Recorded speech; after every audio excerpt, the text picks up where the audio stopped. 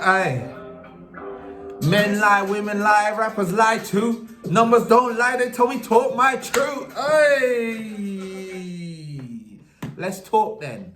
Let's talk. What is good? What is good? What is Gucci? Quantity IG, and I'm back again. This time we're talking about the Thanks for Waiting mixtape from part of Payper. Definitely one of the MVPs of 2020. Don't even at me on that one. It's indisputable. Look at the 2020 list if you want to know who was in that, but he was in it, and you know, we're going to get into why.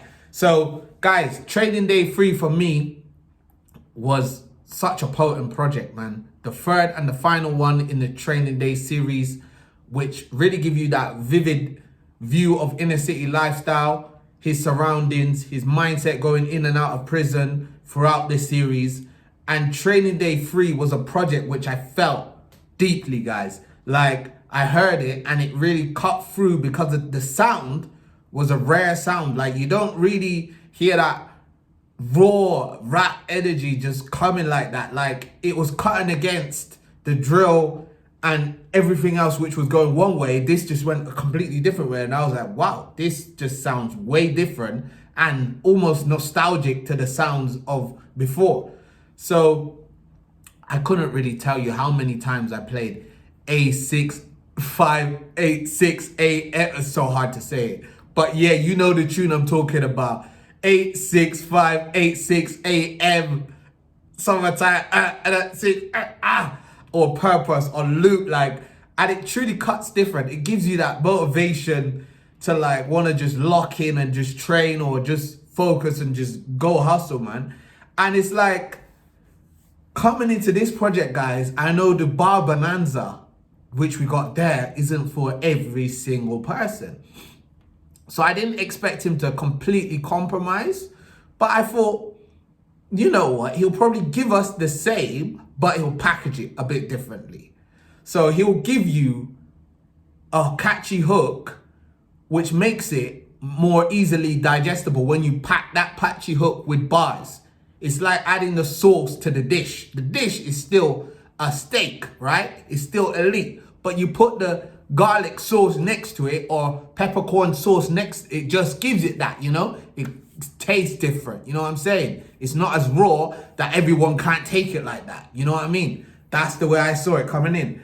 And as I got a few tracks into it, I was like, yeah, there's really been a conscious effort to give us that just heaters, the best way to describe it. Like, the production is so hard hitting that you can't lose focus. It's like just getting just constant jabs to the face. Like, don't fall asleep. You're like, no, wake up. Like, that's how it feels. Like, the production really has that motivational drive that I was talking about to go give you that energy for a run or an early morning shift or whatever you got to do, or late night shift when you're dozing off, as I was saying, you know, with songs like Rappers Lie, with KO, Take That, Johnny on the Spot, Nothing's Free, Suspect, CEO Flow, you know, with Rimsey. There's no way you cannot be up listening to this. Like, you can't, unless you're just not into this genre, you can't listen to it and not feel energy just flowing through your veins, like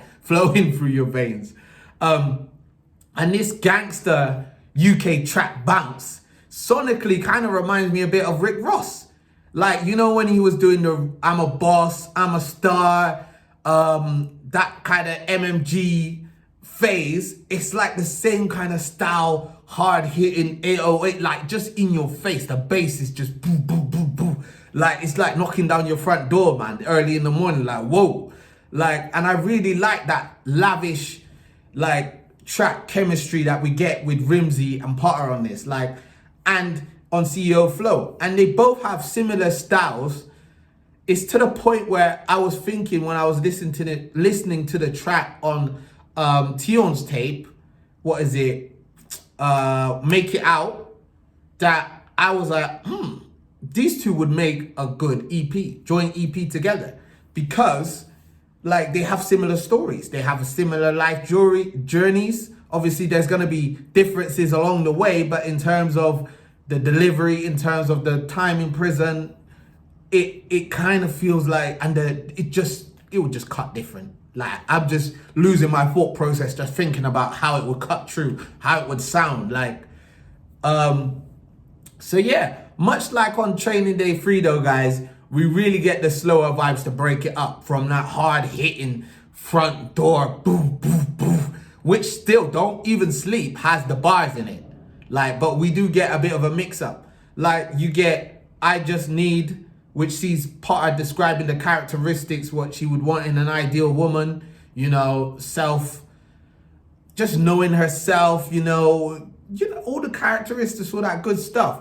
And then Never, which has that A1 smooth, highly hook, as always, but it's not poppy. It's not poppy. Like, he's dishing out life lessons. He's talking about the internal contract he has with himself, you know, the standards which he sets for himself. But it's Gangsta Writers, guys. Gangsta Writers is one of the best songs sonically, musically, I've heard from Potter. Like, I mean, not rap bars. Yeah, even the bars are on this. But I mean, just production, hook. You know, you're not going to go wrong with a Tiggs hook, you know, from the 9s. And you know what I mean? You're not going to go wrong. But it just feels executive. That's the best way to describe it. This is Phantom. Stars in a Phantom kind of music. Maybach music kind of music. That's the way I was feeling when I was listening to it. Because Tiggs is great at that. But it's not just Tiggs. It's like, it's the street literature that we get to go alongside it, mesh with it, which just made it like, oh, this feels really bossy. This feels really executive. This feels like just smooth, man. It's just smooth. That's the best way. And I could just see a boss video for that song. Like, it just feels so bossy. So, guys, to wrap up, man, I like the project. I like when artists take elements from previous projects. They don't stray away completely from the previous project. Like, he didn't stray completely away from Training Day 3 because that's him. And his delivery, that's him. But it's not a copy and paste. It doesn't feel the same. The features, there was no features, I think. There was one feature on Training Day 3, Mover, and here there are multiple features. But it doesn't become their project. It's still Potter. And that's what I like. It's showing you, like, I'm an artist. I make music of different sounds across different genres. I'm not just a bar. No, I can make songs which can sit in different venues and different, you know, with different audiences, as it does here. So, and it gives you a feel for what a Potter album could sound like. And I feel like there's only a handful of artists in his lane as well. You know, obviously off the top of my head, Fredo, Nines. I'm just talking about people that deliver same level of project. Fredo, Nines, and Giggs, I feel like off the top of my head are the main ones. So he sits right there in that top Champions League position for me. And yeah, I'm interested to see what he does with his album. Like, because this was good. This was good. It was different. I'm not even going to compare it to Training Day 3 because I feel like it was made for a different kind of audience. It's made for a different feel. It's made not like transitioning. It's like, I'm here. This is what I do as an artist. Like, I'm not in prison now. I'm not coming out of prison. I'm here as an artist. Music, take me in. That's what I feel like.